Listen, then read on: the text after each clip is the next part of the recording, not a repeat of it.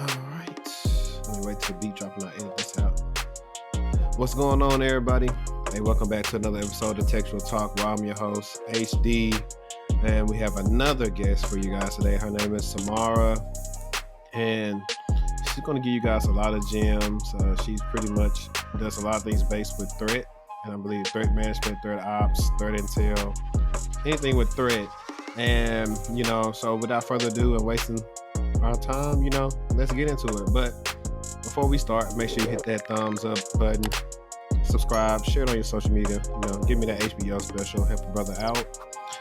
And we are in there.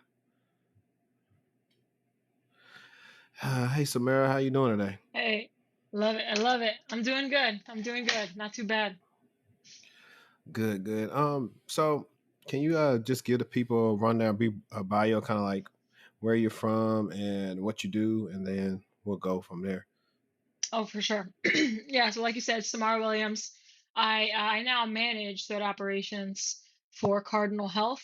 It's a major pharmaceutical distribution and medical manufacturing company. We have a lot of fun over there. We do threat intelligence and vulnerability management. We sprinkle in some threat modeling, some technical risk quantification here and there. I am originally from San Antonio, Texas. Shout out to any Texans out there. Now I reside in Columbus, Ohio. I chill with the Midwesterners.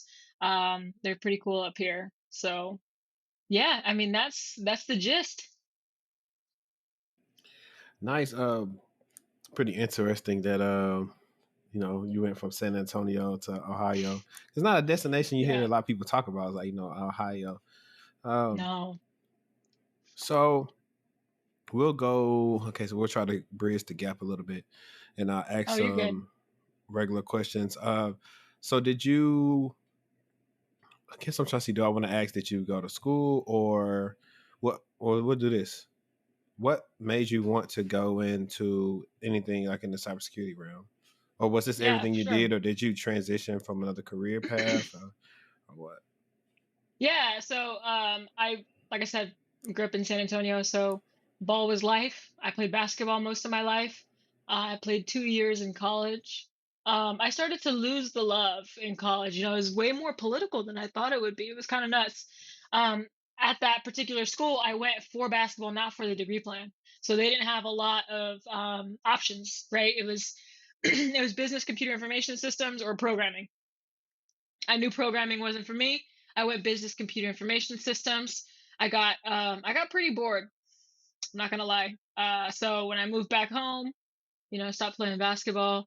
My mom had worked for a information security department at a local community college, and she was like, "Why don't you give this a try?" And I'm like, "I got nothing to lose, so let's do it, right?"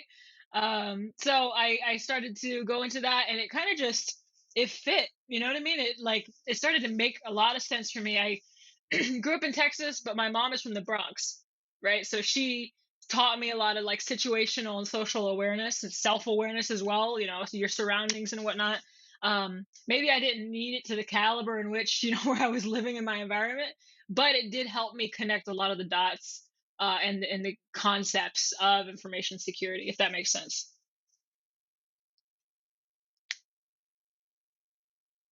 Nice. Funny. You're like the second person who's like pretty much majored in information systems. I did it. I shot an episode yesterday. She was in it, and we were all talking about how, unfortunately, what year were you, like the years that you were going to school playing ball? What year, time frame was that? If you don't mind me asking. No, it's all good. I'm pretty open about my age, but so I graduated high school in 2011. I played ball 2012 and 2013.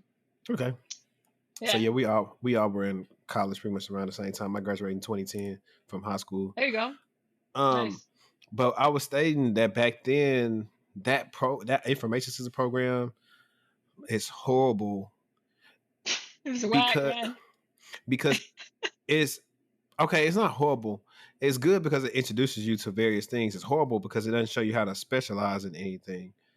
And also, due to throw in that back then you had to go 2 years of some classes you just took in college. You're like, really? When in all actuality, what it should have been is from day one you get introduced to those classes. Then the next 2 years you work on whatever path you're trying to go into. And by the time people hear this again, it's like, man, he just talked about this on last episode. I'm gonna keep on saying this to everybody. Yeah. The curriculum hasn't changed much either when it comes to that. I looked at it for my undergrad. I went to LA Tech, and it's the same thing I did, except they changed the programming language from Visual Basic to Python. Mm-hmm.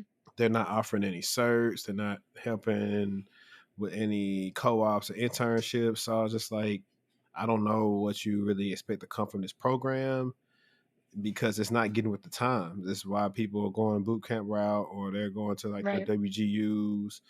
Community college is really one of the better options to go to, really, honestly, if you want to even try to It's do some true. tech-related stuff, because they have classes geared for the certs. Because most of those times what I found out with community colleges, they kind of work deals with the city or something like that. Certain workers need to get certified in something, so they always have those classes, and they're all easily affordable. So, not to go Yeah, on it's that true. tangent It's about true. that. No, you're good. And I took Visual Basic.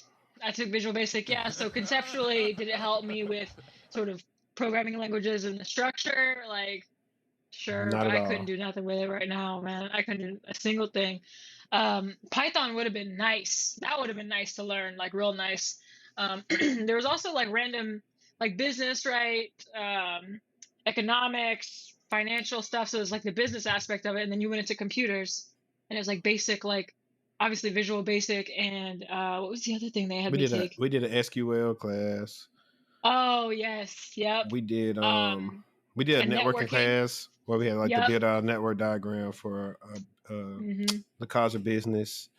The Of course, snooze everybody had fest. like the well. You know what? I'm not gonna lie. That class is pretty interesting because we, ironically, at the time we were designing a network. Our new college of Mm. business was being built, so I think they designed the course after what we would see in that building. And Well, that's cool. Capstone was probably like the best class because it was a system analysis and design. I think that's probably the best class that I had overall with just that and the forensics class, probably the two best classes I took. The capstone was because you kind of almost resembled actually working somewhere because we came up with a real problem to solve on campus and had to, somebody had to keep track of it, like being a project manager. Then you had the business analyst person, then you had the person on the team that could code. So that was probably the best one. Forensics was cool because you found out, hey, you thought it was gone, but it's still there when you delete stuff. But other than that, it was, not useful. I mostly always tell people you're gonna learn more at your first job than you did at 4 years of school. And, it's Yeah, kind of well, sad. yeah, the different classes I took over three different colleges, by the way. So I think I graduated in 5 years across three different colleges. So I went to small college in Texas for basketball, and then that community college where I actually had a Security Plus class where I got my Security Plus, right? So just like your certifications, like you were talking about, a forensics class that was actually taught by a police officer that worked in the IT department, which was pretty cool because he had a lot of stories, a lot of really cool stories to apply the concepts. And then I finished online at CSU Global. I had to take a Java class. I did another network, like a network security with emphasis on security. That was a good one, but my better one was like a project and program management course, actually, and we had to apply information security concepts to it and really think about um, how we would structure our network throughout a company and our teams. I like that a lot, and I still think about it today. My Yeah, current team. right. And I think, and for me, I ended up going to grad school as well because I was bored at my current job. Grad school, I think undergrad should be structured like grad school because grad school actually had me doing stuff that I pretty much do now when it comes to Hmm. working with other department heads and we're working on projects or having to solve problems and stuff like all the similar things we had to do there. And it was catered to what you'd be possibly doing, which keeps you interested than talking about stuff I Yep. don't care about. Even in trainings for work, if it's something I already kind of know and the person's kind of boring, I just start getting disinterested because most people don't. want to learn about anything they don't care about. So Right. I definitely feel you on that. So give us the. I know your job now is not your first job. What was like your Right. first My first job? job in tech or in security. I can talk It could about be both as well. both. Let's talk about both. I mean, hey, Let's talk everything about leads both. to the end. Yeah, absolutely. So, first tech job, I worked for Accenture Federal Services. So like it was I tried to consulting work there. light. Yeah, no, it was super chill. I was a QA analyst, so I worked with. So that SQL class actually came in handy. We worked with a accounting database for the Air Force, and I had to work with developers and clientele, take their requirements, communicate it to the developers. Once they were done, I had to check on like the database, right? Make sure it was the functionality was correct, and so on and so forth. That job taught me a ton. Okay, so while I wasn't like hands-on keyboard SQL all the time, it taught me how to take technical concepts and translate them to non-technical audiences. It taught me how to influence, right? Because developers don't always like to know that their baby was ugly, right? Like they need to fix this. It's not working the way that it should. Um, Managing up in those situations as well, being able to talk through challenges. I was just about to get promoted to lead a project, and I got my first security job. I was like, you know what? No, I don't care if it's less money. I got to get into security. So I got super lucky. That's actually when I moved up to Columbus, Ohio. This is why I moved up to Columbus, Ohio, for that opportunity in security. Yep. Um, Hold so on, this is what we got happened. to stop it there real quick because Okay, what's up? a lot of people don't want to start from the bottom. They feel like they can just rush in and get the roles that everybody else has instead of not knowing that, hey, I may have to take a temporary, pay cut, but the experience that I get will let me get that back and then some. And some people don't. Now, I do know in certain cases, if you're not single, you got a family to take care of, by all means, I understand you can't because, hey, you got to pay bills. And that's why I sometimes when I have my clients and they're like, it's not really what I wanted. And one of the first things I ask them is like, is there enough to pay your bills? Because I'm like, if it is, then push gonna shove, take it, get the six Make it months to a work. year, and then you can go somewhere else and get what you actually need so you can try to be prosperous. But I definitely admire that because, that lets me know that, hey, you're willing to do what it takes to succeed. And just because it wasn't ideal, you was like, you know what, I'll make this work. But Yeah. we'll definitely let you get back to the story of you moving to Columbus. Yeah. So, for Accenture Federal Services, I actually traveled to Dayton, which is 45 outside of Columbus, and Is I that thought it where they was do super the Hooters chill. wings and stuff at? The Or is Hooters that wings? Florida, Daytona? I have no idea. I'm It's gonna look it probably up. not Dayton. It's probably Yeah, Daytona. I think it's Daytona, and I Dayton. thought about Dayton. Yeah. Oh, you're good. Dayton is it's what it's known for is an Air Force base, right, Pat? That's about it. But so I traveled there. Like I said, it was super low key. It was relatively diverse. So I was like, Columbus can't be that much different, right? So I took a leap. I think I applied in November. I interviewed, and I had decided to move in December. And I got up there in January. It was like boom, boom, boom, right? Like once I made my decision, I committed to it, and I went. So what this new job, security job, was, it I got to rotate through different companies within Columbus, headquartered in Columbus. So big names like Battelle, Cardinal Health, Nationwide Insurance, L Brands, which is like the home of, well, it's not no longer the home of Victoria's Secret, but it used to be, and like Bath and Body and Henry Bendel, AEP. Um, I'm missing some others. Huntington Bank, Ohio Health, which is a hospital system up here.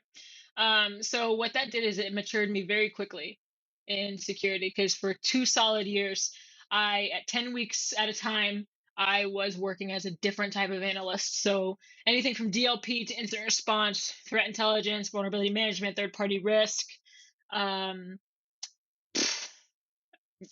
Yeah, I think I named most of them, but so those were like the main responsibilities, and you'd rotate through each company, and they would have something different there for you. So not only did I get to work in different teams, but I got to see how they connect, right? See how different industries have different structured intelligence program, or I'm sorry, information security programs.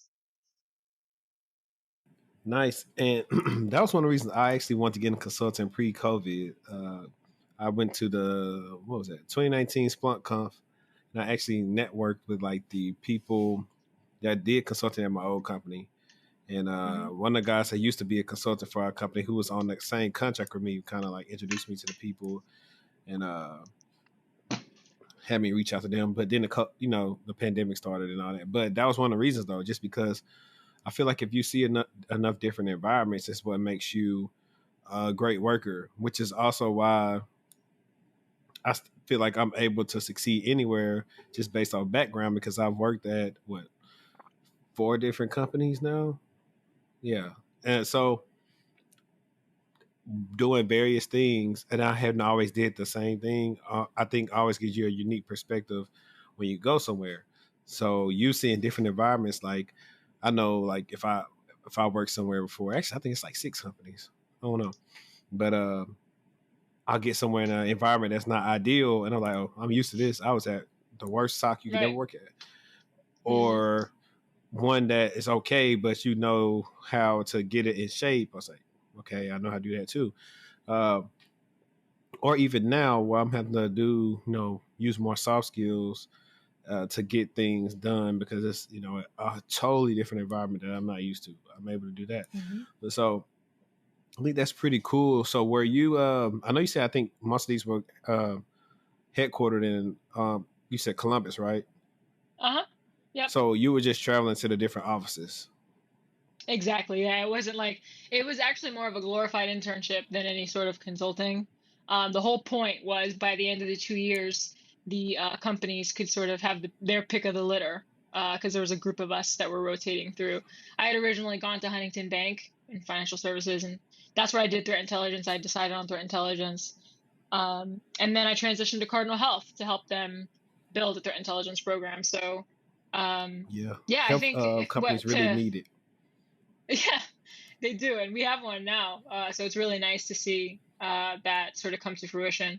Um, it is interesting to see during that sort of rotation to see the varying levels of maturity based on the industry Mm-hmm. and what that meant for their incident response programs, threat intelligence, like healthcare, for instance. They would have everyone in the same room, right? It was a small team, and incident response was sitting right next to Intel, sitting right next to engineering, was sitting right next to DLP. And while that had a lot of perks, there still wasn't a lot of bodies, you know. Right. Whereas like at a bank, you have an entire incident response team on one floor, essentially, one area of of a level, and the intelligence team is like 3 floors up. You know what I mean? So Right. now everyone's separated geographically with remote work and stuff, but it was just interesting to see. Yeah. Yeah. And I bet I know. I think I say probably really. I say the rise of pandemic, but honestly, probably after like 2018, after some of the breaches that we saw a couple of years back, is when I saw other companies started taking it. I want to say seriously, but it's kind of like the background security, whatever. Y'all know what the fun guys always want to tell me what we can't do, and then they start realizing, hey, we're losing money. Like I forgot the episode I just did with Professor Black Ops. He was saying how he scares them. Like, hey, we got, I think he said X amount of users, and we have to pay 1,000 or something. He said for credit monitoring, that's $3.5 billion. It's going to come out of our pocket. Whereas if we just do this, get good security awareness, we'll save a whole lot of money. Yeah. And and that's the thing. I think the biggest thing is how you really connect actual good security awareness programs that people want to actually take seriously and actually learn from, opposed to the same ones that they do like every 3 months or every Right. 6 months. And those are the ones where it's kind of I memorize the questions, I don't care. And those people who aren't security minded not realizing that, hey, the threat uh, vectors and the threat actors do not stay the same. They change. They're changing with the times. Right. As much new technology we get, they're updating the way that they attack us, and that's the part that they gotta get over to them. And I don't know. I mean, job security, but it is very cumbersome. We have to Yeah. deal with a lot of Yeah. people who are like that, especially in those financial sectors or those health sectors, because they're not used to that type of stuff.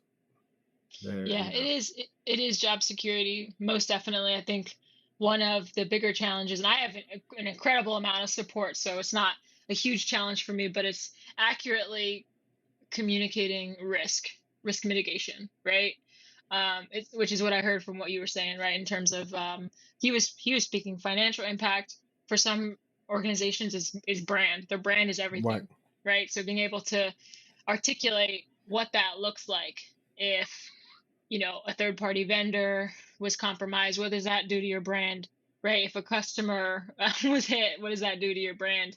um, Trust me, my phone there's stays a lot. ringing with that now. Oh, the vendor was doing this. We talked to them, and it seems like there's no impact, so we're good. And it's Hmm. really a lot. People don't see. Behind the scenes, you see like how busy you can be, even if it's not directly you. Yeah, Um, it's true. so pretty much you were in. I know you like to call it a glorified internship. I probably call it like just a glorified security rotational program, which I think is actually beneficial for people Totally. who didn't necessarily get like an internship coming out, but they got a chance to land those because when I was at McAfee, three of the guys that ended up coming to our SOC, which is a brand new SOC, they were in a rotational program and they decided to land them there after they did whatever they did. Now, if they're still there, I don't know, but I think that's beneficial that experience because even then, so in the event that a person doesn't get picked, then they just get to go wherever they can find a job at. Basically. Yeah, I Okay, mean, you like every single place we rotated through 7 different companies. Like if I don't want to be rude, but if somebody doesn't pick you up, like what were you doing the whole right. time? You know That's what what I I want to say. mean? But I was, I'm Um, saying the rare occurrence that somebody just was just slacking off or whatever. yeah, yeah, absolutely. And naturally, I was the only black woman in my rotational group, but I worked hard. I saw a lot of really technical individuals around me, highly technical actually.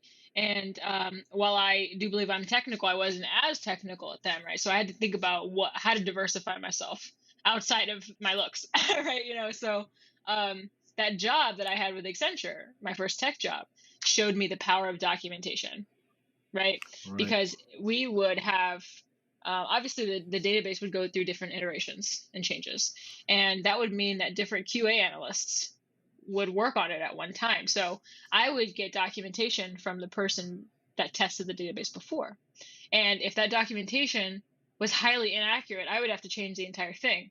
Sometimes I would get lucky and that the documentation would be pristine, and I'd be like, oh yeah, this is perfect. This guide, works. So it really taught me how to break down the different steps for an end user, right? So the the best way that I don't want to say the best way, but the way that I learned incident response, the way that I applied it, was by making flowcharts of their workflows and documenting those in Visio. I remember that like it I'm was bad at yesterday. Visio. I'm Oh, not used please, to I love connectors it. or nothing. Man, Yeah, I I'm the had to one learn it who. like years ago in college, and then I Mhm. just really never figured out what's the right connectors to put for this or what this action thing mean and all that type of Mm, stuff. So man, the different shapes and whatnot. Yeah. I'm that person that makes sure that line is straight, does everything I need to do. So it's perfect. right. So I mean, since technically we're recording in February, um, you know, I haven't asked this in a minute, but how was I know you said it was interesting with your experience being, only black person there. Yeah. Can you touch on that for us, like, in your career, kind of what you see? And I'll draw a parallel for a quick second, then we'll get back into it. Like, prime example, what we're seeing headline with the NFL news about, we've been knowing about the Rooney Rules BS about that. I personally have always, you know, uh, related to them when they with the Rooney Rule, and they saying, they just interview them just to interview them, just say they did. They had no intentions of hiring them whatsoever. And Mm. I've felt like that in the past years ago. Can't change my mind about that, especially when you get verbiage from recruiters that say they said you were the best candidate, but they're gonna go elsewhere. I'm like, that don't make sense to me at Sure. all. Yeah. But I'll say that after like leaving the knock, I think McAfee, my experience has been fairly well. Maybe it's just because I'm in some better cultures now, which is one of the big things why I did decide to take this offer, because they had a very good culture. I asked everybody, how they like it there, and a lot of people were there for X amount of years. So if someone is either leaves and comes back or been at the company for so many years, I can tell that it's possibly, a good company and a good culture. But for you, can you share any, some of your experiences, Yeah. or maybe, we'll say some of your experiences, and like probably when you're younger, and then now that you're older, what would you do differently back then? Kind of like some advice to people who are pretty much going to be like me and you pretty soon, because they're the young ones and Right. they're outnumbered right now. Yeah, no. So I can start when I was younger. So I am mixed with Puerto Rican and Black. I grew up in San Antonio, Texas, which is 68% Hispanic and like 25 or something, maybe less than that, actually, Black. So most of my youth, I was not Black enough for my Black friends, right? I was the one with the good hair. And I was not Hispanic enough for my Hispanic friends because I couldn't speak Spanish, right? So that kind of puts you a little bit on an island. And you when I was younger, I was very similar to how I am now. I related to a lot of different people, you know, even some goth folks, right? Some nerdy folks, because I was in like AP classes and stuff, but I played basketball, so that's how I found my unit. So for younger folks, what I try to say is find your unit, find your tribe, right? And that still applies to today. I didn't really find a community of folks I was like until I came out at like the age of 13, right? So that was my community. I had a unit in the past because of basketball. But now I actually have that community that I've been able to lean on, right? And that community is so strong because we come in all different shapes, sizes, and colors. Doesn't matter, it doesn't matter if you speak Spanish, doesn't matter if what kind of hair you have. So that was super pivotal for me, finding that community. These days, right? So I talked about being Black, Hispanic, gay, woman. So I got plenty. I got plenty to talk about, right? Most of it is actually about most of my experience has been about my youth, and I'm a relatively young leader, right? I'm still in my 20s, and the the fact that I have a wife, right? So I'm in the Midwest now. Things aren't as like out and spoken as it was in the South. So, nobody really touches on the whole Black thing, right? Or, can I touch your hair? That's not what I've experienced here. But Columbus is also very progressive. What I have experienced is assumptions, right? Oh, you look too young to do this, or how did you get this job? Or didn't you just graduate high school, right? And I can go back and forth with the best of them, right? But it's not ideal because now I have to do extra for influence because I'm just a baby, you know. Um, that's been better since being at Cardinal Health for sure. The other aspect, and this was even during that rotation, that glorified internship I was talking about. I remember like it was yesterday. I'm walking into the break room and I'm like, oh man, I gotta cut the grass this weekend, you know? And dude turns to me and he goes, don't you have a husband for that? And I'm like, first of all, women can cut grass, no problem, okay? Toxic gender roles. And secondly, please don't assume that I have a husband. Don't assume everyone's straight, cisgender. You know what I mean? Like, so I had to correct him, and he felt he felt extremely uncomfortable in that moment. But I think that probably was a good impact on him, and hopefully he didn't continue to make assumptions that way. Yeah, I'm not gonna lie. I know, like for me, and granted, technically I'm still in the South. I'm in Dallas now, but I'm from Louisiana. Hmm. So a lot about how I was raised is kind of, you kind of in the Bible Belt, and it's Right. foundational like that. And you kind of see stuff in black and white. So I've been out here like 6 years now. So my mom was a very black and white when I first moved, and it took time for me to learn about different. I'm still learning now. Like you just used the term Hmm. earlier. I don't want to really repeat it because of YouTube is weird. Um, but it was funny. Somebody said it in a Twitter space, and I text De'Ara. I said, "Hey, what is that? What does that mean?" And she told me, "I Hmm. said, oh, because like you said, you did something that was impactful for him. I know for people like me, I can't say I'm like willfully ignorant. I think some of these Sure. things we just don't know. It's kind of just like it is a lot of assumptions. You don't know what so it's kind of like you got to use the term kind of read the room, Yeah. and not kind of give unsolicited advice or opinions to people unless they ask you.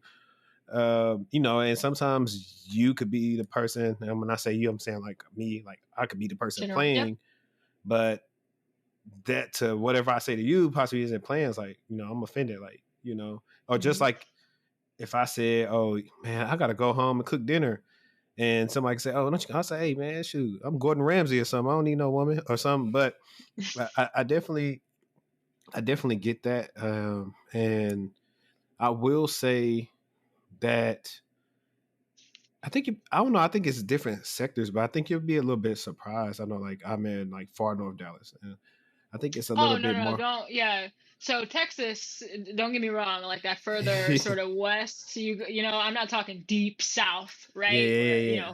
some of my other family resides, and I'm not, um, I'm not bad mouth in Texas, but as Oh I no, no. moved out to the Listen, I ain't from here. Midwest, I don't care. right, right, right. No, I got friends down there, and they're the best, right? I love them to death. They love me to death. But I found my spot, I think, right? So I grew up in Right, a, right. like I said, I grew up in a southern home to an eastern, um, you know, mom from the Bronx, New York, right? So I Hmm. feel like this spot where I'm at in the Midwest is right in the middle. You know what I mean? Hmm. That Midwest nice. But Does she still have that yeah, accent? it's just different. It's just different. Oh yeah. Dora, Mira, yeah, all that. It's cool. I got Yeah, some people I know some people from the Bronx, and then other places in New York, and I'm able to kind of tell a little bit. Like it's yeah. their own thing. I don't know who I think the people from Boston are trying to sound like them because theirs is a little bit different, even though they're not from New York. But Ooh, the Boston one is that one's thick. That one's real right, thick. it is. It's Yeah, real thick. And yeah. honestly, I only started learning stuff like that when my help desk years, and when I worked for TSA.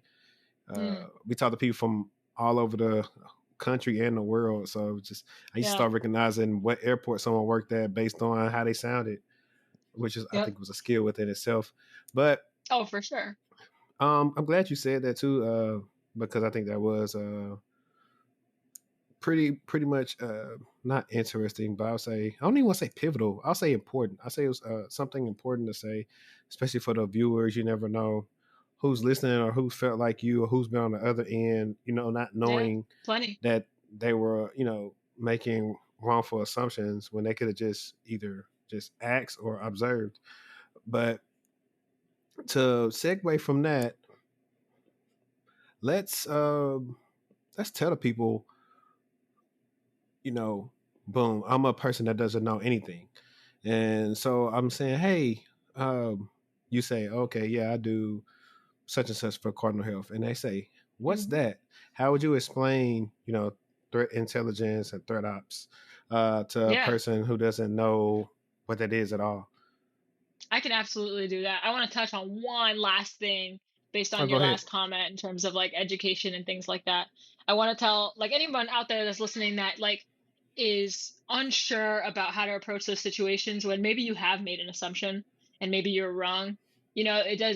It's okay to feel uncomfortable. I think, and I don't speak for the entire LGBTQ PIA plus, right? I'm saying for a lot of the people that at least I know and I've talked to about this, just being open, right? Open-minded, just being there to listen and to learn and maybe not make the same mistake a few times over. Just being open, right? Is all we need. We're used to correcting people. Trust, right? Every time you meet a new person, you're coming out, right? So we've been through the different outcomes, as you could say, right? So, and chances are, if you are a good person who has consideration for other people's emotions, and you accidentally made a mistake and made an assumption, that is not the worst thing that that person has experienced from another human being, right? There's much worse out there. So just be open and honest. And I'm sorry, I didn't mean to, or, please tell me, correct me, right? Just fess up to your mistake, move on, and grow from it, right? That's all I have to say about that. Okay. So from threat intelligence, I'll start with threat. So threat operations is the gorgeous marriage between threat intelligence and vulnerability management. This is a brand new team, and I was very fortunate, and I am very fortunate to lead it. So from an intelligence standpoint, what I tend to tell people is it's the consumption and the generation of information about threats, right? More specifically, threats that may be targeting your organization or your industry. Now, it can get as granular as infrastructure indicators that they leverage, and you add contextual data as to what's important to your company before it becomes intelligence. This intelligence should be disseminated to partners, right? Different organizations throughout your department and outside your security department, and it should be on their terms, as far as I'm concerned. That doesn't mean at a regular cadence. I'm very against that. We can dig into that, but you should go to them and you should ask them, what do you need from us? And that's how you can deliver. If they don't know, then yeah, you can offer up some opportunities. From a vulnerability management perspective, this is sort of the normal. You get a vulnerability solution that scans throughout your environment and looks for operating system application vulnerabilities or weaknesses throughout the environment, and they are the ones that drive remediation. So they're not physically doing any fixes or patching. You work with another team out in IT that works with workstations or servers, or work with cloud servers, and you ask them to patch. You influence, right? Just like threat intelligence, we can influence others to put in a block on an indicator or to reconfigure a firewall. We can't do it ourselves. So it's all about the how. It's super important. Cool. So, I bet you were busy the latter part of December. I still am. These regular rolling out of CVEs and stuff. But what's important and what's the best part about having threat intelligence and VM together is that we leverage threat intelligence concepts and contextual information to prioritize vulnerabilities, right? So there's different 0 days that are going to continue to come out with Log4j, Log4Shell. And we leverage a custom risk framework to be able to say, okay, out of these 3 CVEs, which one do we care about the most? Because it matters to our company, right? How many assets is it affecting? Is POC code available? What's the sophistication of the threat actor? Shots fired. Yeah, I like that you said that because you said important to our company. I think that's big, just because I'm trying to correlate this, but when you work for different clients and stuff like that, they'll want you to do something for them just because they read somewhere that's what you need to do. Meanwhile, you being the subject matter expert are saying this doesn't make sense for your environment. Y'all should do this. And so I like that you said that because that's the issue we used to have with clients like, okay, cool, but this doesn't make sense for y'all right now because y'all don't have all the logs y'all need in place. So please. Yeah. So I mean, there are certain departments within cybersecurity that is kind of straightforward, right? You work through like GRC, for example. Now there are different ones. Don't get me wrong, but they work from different. They work from a set standard for the most part, like different risk frameworks that they leverage. From a threat intelligence perspective, it is company focused. It should be company focused. No 2 threat intelligence teams should be doing the same exact thing because every single company is different, right? until Mm-hmm. one is, acquiring another. What I found in financial services is that threat intelligence tends to partner with like an incident response or SOC a bit more, right? They're seeing a lot of activity coming in from that side. From a healthcare perspective, while security operations is still seeing that activity, I think a lot of the value comes out of the strategic aspect of it, actually making things happen from a defense in depth perspective. Don't get me wrong, so financial services still works, right? So the strategic angle to drive defense in depth is still very important. But when you think about the resources that financial services has to be able to purchase different, tools and layers and layers of protection, whereas healthcare, they have to be so specific about what they purchase Right. because it's, you know what I'm saying? So when we talk about defense in depth in terms of healthcare, we're talking about technical controls, compensating controls, mitigating controls. Not only that, though, we need to understand our visibility gaps and our process gaps, right? It's huge in healthcare. That all goes into defense in depth for me, at least. Nice. And so what I was going to ask right here when you start talking about this, Mm-hmm. like, what's your without, I don't know, I guess you could say it's because it's not saying anything too much, I guess, about what your company uses, but as far as like solutions, let's do it Mm-hmm. like this. Instead of saying what you guys use, because it's that way, uh, it's just a Yeah, I better can't talk worded about that. question. No, no, Yeah, no. yeah. I would actually say, what would you advise? Like, let's say, Mm, boom, I got a new company, or let's say I hit you up and say, hey, Samara, I just got offered the position at XYZ company, and they want me to be the director of this. What are some sure. solutions I could look into to pretty much ramp up our threat ops? So Yeah. what would you advise that probably would cover? Um, Oh boy. Okay. So specifically the threat ops, right? I am going to say there needs to be a mechanism in which you collect data, right? So maybe that's an ISAC, okay? Maybe that's a stick taxi feed. Maybe it's a commercial feed. Maybe it's dark web monitoring, right? Getting to know your company. You need at least, I believe from an Intel perspective, redundancy is key. I don't mind having a couple of sources that are similar because their infrastructure and how they gather data is different. right. But I would say at least some mechanism in which you are connected to dark web forums, okay? Some mechanism in which you are connected to OSINT, and that could be a super talented engineer that has created a web scraping script, right? Where you go out there and you just kind of collect data and see what people are talking about. And you need a sort of commercial feed of just things that people are seeing from a phishing perspective or, bad domains, access to block lists, things like Right. that. Something you can, and then from there, either you use an open source or a commercial tool to gather that data and help with correlation. Manual correlation is very difficult unless you have Splunk. a huge team. Yeah, a huge team of Intel analysts, right? You can use Splunk, absolutely. Splunk is, I think, is best used when you pull down that data to correlate to your internal data. From an Intel and external source perspective, a good way to correlate and a good goal to have out of correlating is confidence. It's confidence ratings for your sources. So if I have an open source tool that's giving me this data and I have a commercial tool that's giving me data, and these two things are correlating and say, this is bad, that's going to give me way more confidence in that OSINT source, if that makes sense. So being able to pull that information down, correlate it externally, correlate it internally, being able to deliver that information seamlessly in a digestible format. That's what you need from a threat intelligence perspective. You prioritize what partners mean the most to you and your organization, and you go from there and expand out. Yeah. From a vulnerability management perspective, go ahead. Did you have a question? No, I was gonna hang on. I didn't have a question. I was gonna give you some claps I'm for that. sorry. I get all kinds of excited. I'm talking and talking. That's not working. But Oh well. I was trying no, to it's all good. You can clap, clap right? for I you. can still hear you. I don't know what's going on with my stuff. Oh well.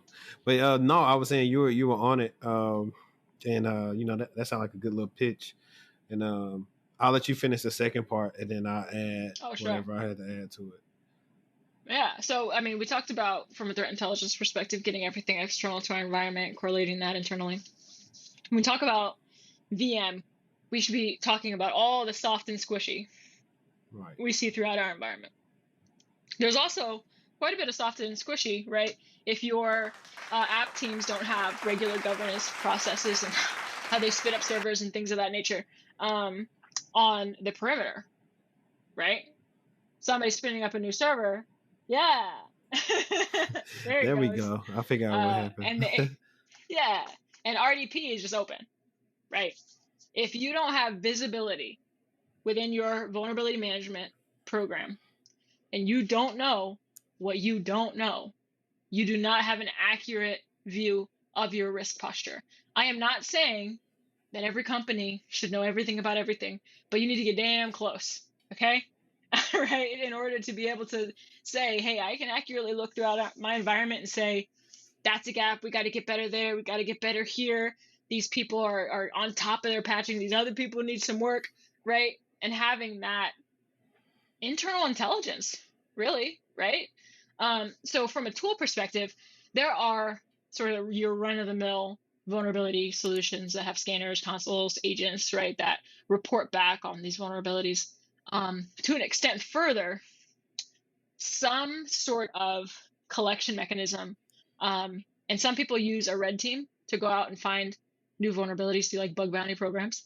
Other people have, or other organizations use like vulnerability intelligence tools. They don't call themselves that, but they are companies that go out, they find vulnerabilities and they report back, right? Those are really, really powerful because there are so many vulnerabilities throughout an environment, especially an environment that has over 100K assets.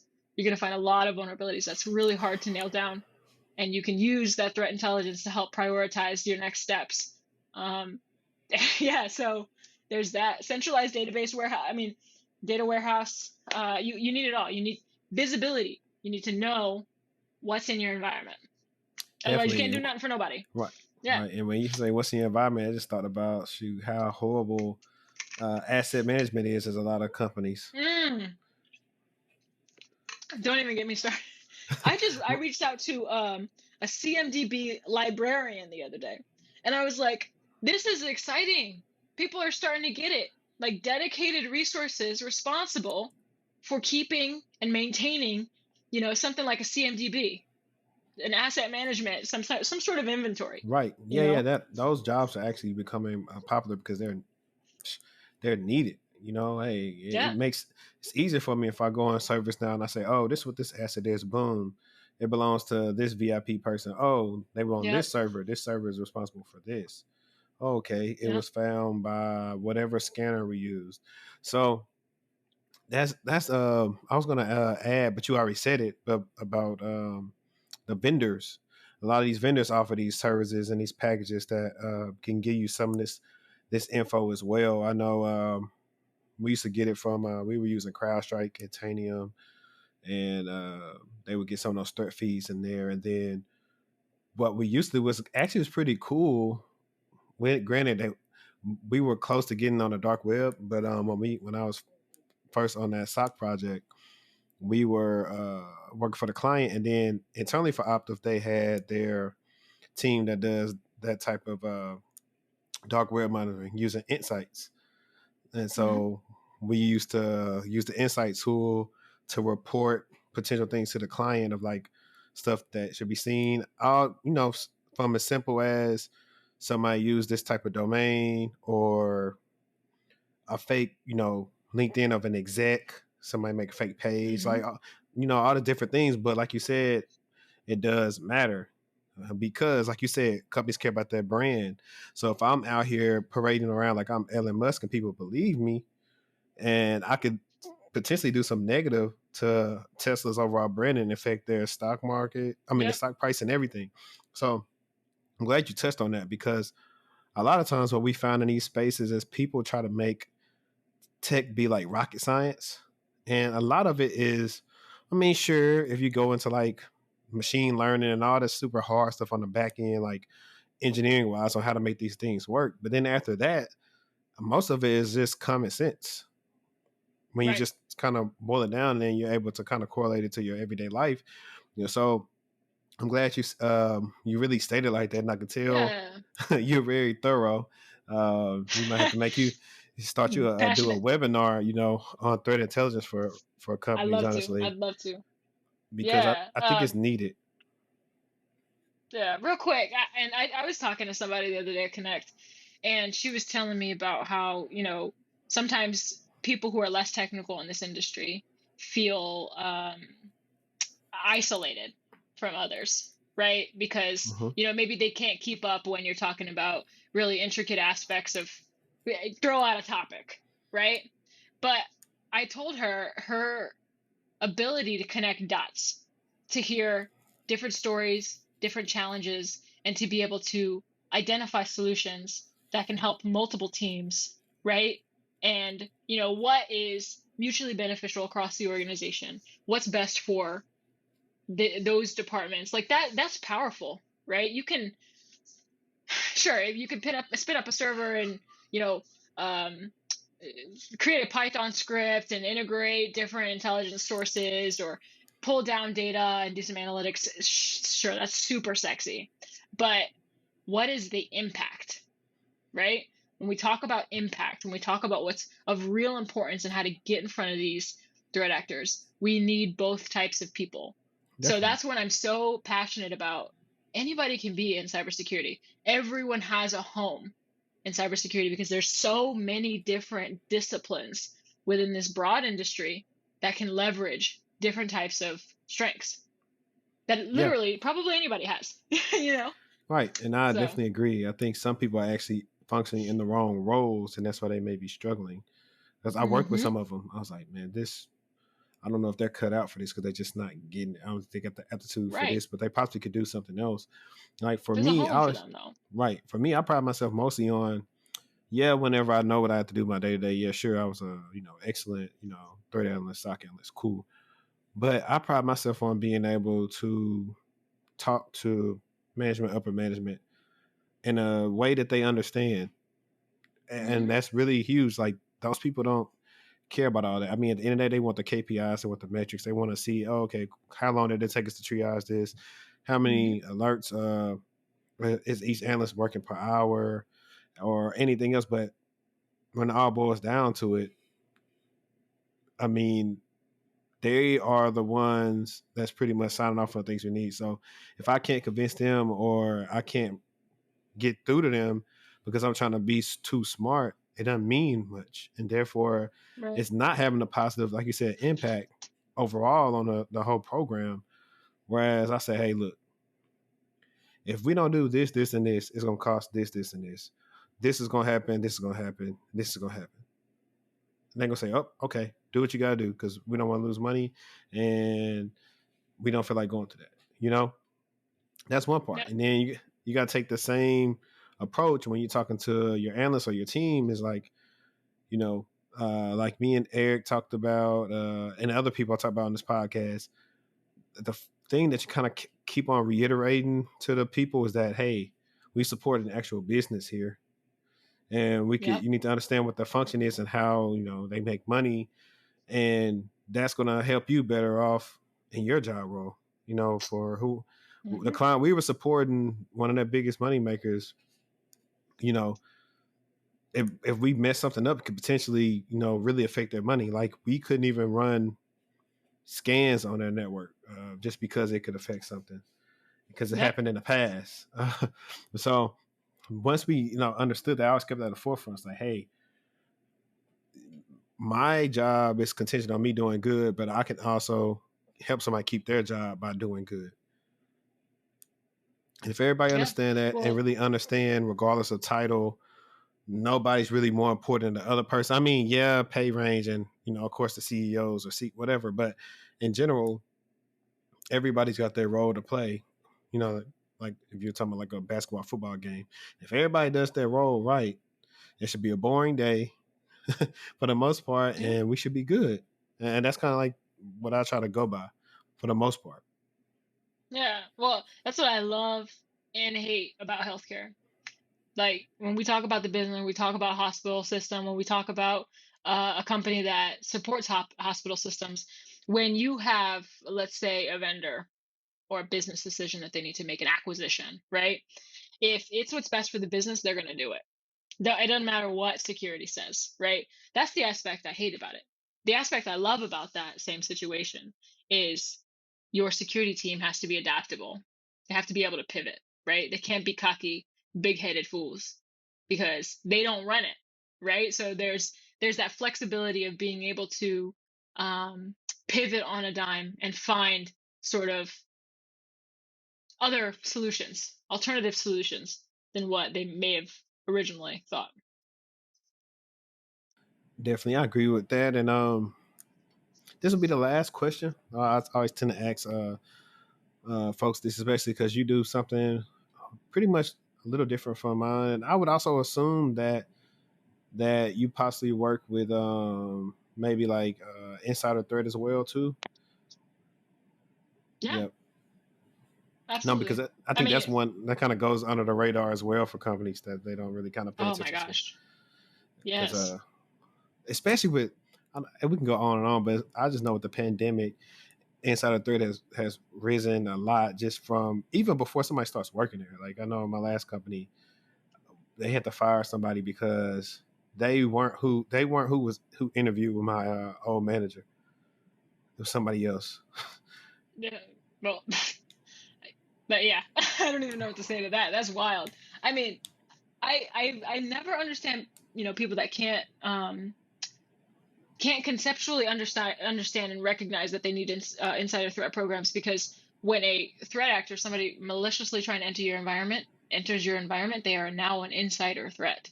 They are inside. They are a threat, right? So if you don't have the simple mechanisms to monitor your own employees, how on earth are you going to know when Right. somebody is just chilling in your environment, waiting for the day? Right. So And like I get off I that like to say, soapbox. Yeah. right. And like I say, I think when I went into the interview for this company, I said, you really got to assume you're already compromised anyway, and kind of got to Mm-hmm. work based off of that. That'll help you instead of just thinking that everything's fine and dandy, because that way if you stay ready, you don't have to get ready. But Yep. that could probably take us another 30, 40 minutes to talk about. I'll leave you like Right. on this question right here. Well, actually, two questions. For my viewers, are y'all hiring? Is it like, if are y'all hiring? If y'all hiring, is it on site or is it remote? And is it entry level, mid Yes. level? What are the roles? Mm-hmm. Two. Yeah. So I have. Oh, I'm sorry. Go ahead. No. You go ahead, and then I'll finish up at the two. Okay. So I do have a threat intelligence engineer. I just posted it actually yesterday. So go onto the Cardinal Health website, use the search bar, type in threat, and it should pop up. It is a mid-level role, full-time remote is 100% okay with me. When I say mid-level, I mean 1 year, 2 year. 2 years is totally acceptable for me. Like, I think people learn a lot in a whole 2 years. What I'm specifically looking for though is scripting skills. So I have a big, big team. There's 13, including me. This would be the last to make it 14. A lot of different types of skill sets. So I'm being relatively specific to say, if you have Python scripting skills, if you can pull down some OSINT off the web, let's talk. Okay, cool. And I don't know if I have anybody, well, any of my clients that are good at that. But the next thing is going to be, and you already pointed out with Python for scripting. Yeah. What skills would people need to work on to either do what you do, but on the lower level, entry level, they want to do threat operations, threat intel, insider Mm-hmm. threat, risk, fraud, whatever. Kind of what would be your probably, we'll say, to not make it be a long thing, we'll probably say what would be like your top 5 things that they should learn in order Whew. to make them closer to land like a threat ops type of role. Yeah, I think I can name more than five, but also still be brief. That's my challenge right now. So what I look for in different roles, like I have varying levels. I have all the way from a junior, a couple mid-level, to a senior, to a supervisor, to me, right? I look for character first. I look for potential first.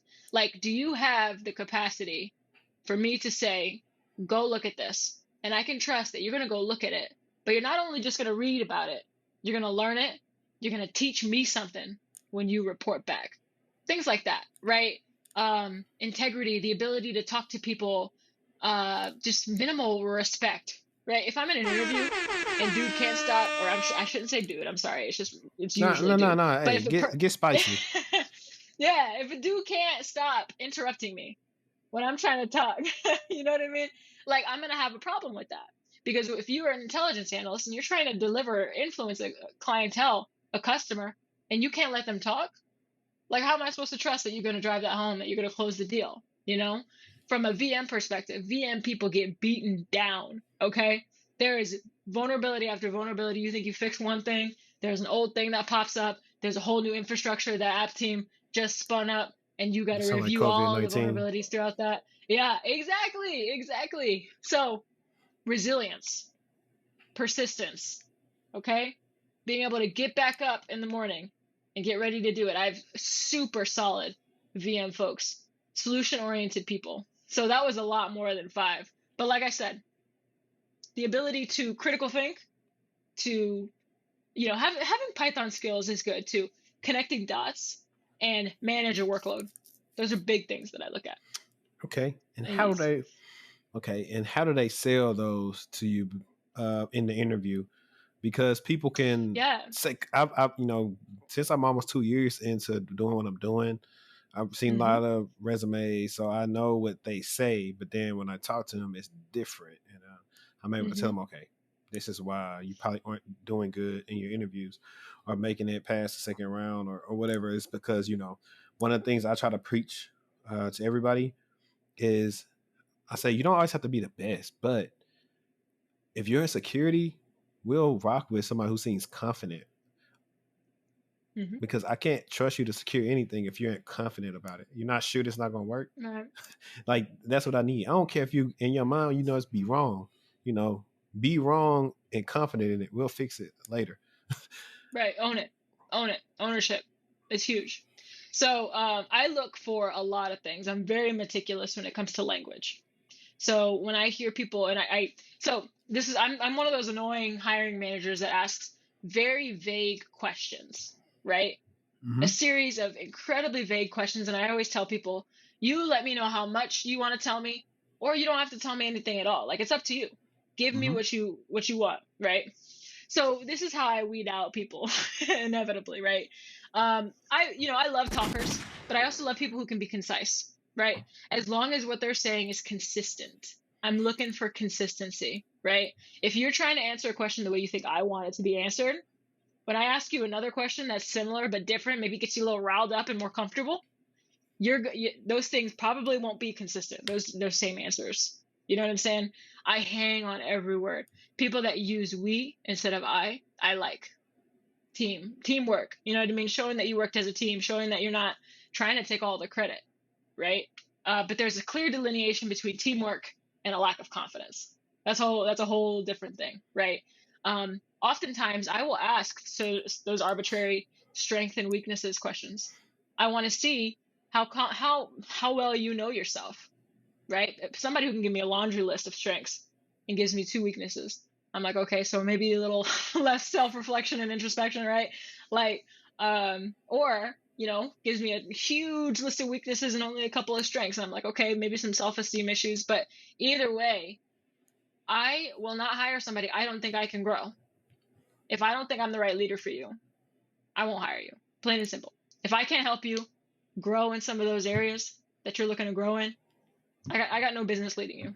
I don't just look for skills. I look for a team, like a whole ass team. Sorry, I don't know if I can curse, but I mean, you good.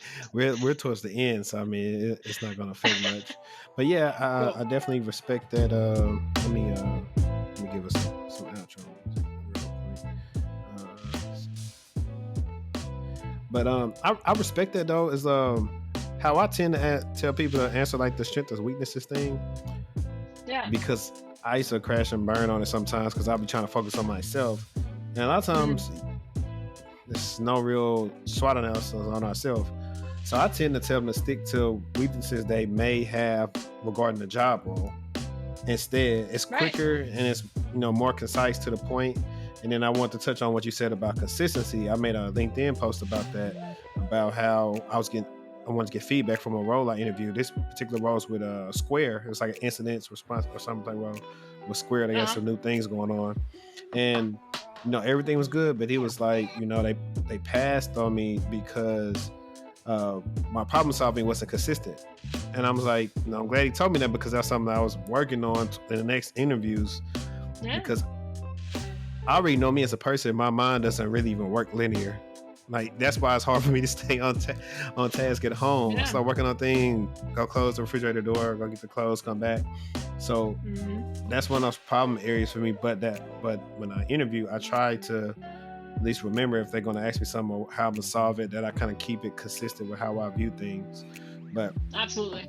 that's cool. So I hope they really tuned in to this end part, because they really got some special treats, even just from interviewing. Or, I'm glad you really focused on more character and soft skills over the technical skills, because I always say that too. Definitely. Like, I can teach you the technical stuff, but how good are you as a person fitting in with us as a crew? And that's what I like. But hey, I appreciate you. You've been great today. A lot of game. If you know how to script Python, you want to work for Cardinal Health, I'm gonna put the job rec actually in the description of this. But dang it, this video is gonna come out in a while, so I don't know when y'all might feel it. So I may just post it anyway on Twitter today, anyways. And my LinkedIn. But do you want to tell the people where they can stay in touch with you at on social media? Yeah. So LinkedIn, I'm Samara R. Williams. You'll know, you'll see me. And then on Twitter, it's Samara with 3 A's at the end. SAMARAAA, and then a capital R and a capital W. Samara W. Yeah. I'll make sure I have those in the description as well for our listeners and our viewers, because I know they probably got lost. But y'all already know how y'all follow me. Appreciate everything y'all do. Y'all been rocking with me strong, and we really hitting 2022 in stride. So appreciate y'all for listening. Thank you for coming, and let's stay textual. Yep.